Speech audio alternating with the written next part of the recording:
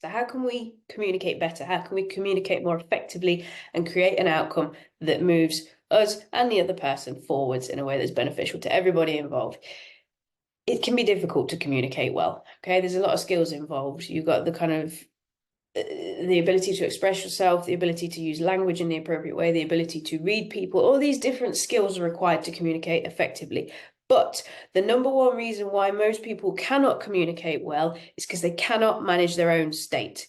They go into an important conversation with somebody, they go into an important situation where they know they're going to have to express themselves, and they cannot do it because they can't manage their own emotional state. Okay, they cannot manage their own physiology to stay calm enough to be able to communicate what's going on in their head. Okay, if you want to communicate better, the first step is always going to be manage your own state. Think clearly before you speak.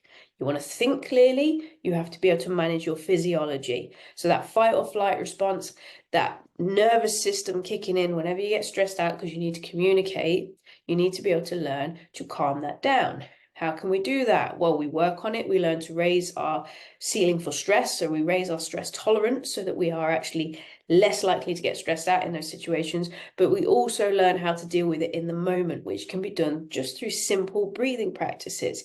And if you would like simple breathing practice, just drop me a line below and I'll send you something through that you can start to practice. But that's always going to be your first port of call, okay?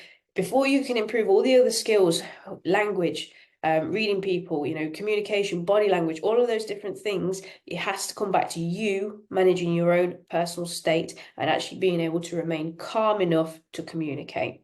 Okay, so it always comes back down to you harnessing your own physiology. Physiology first.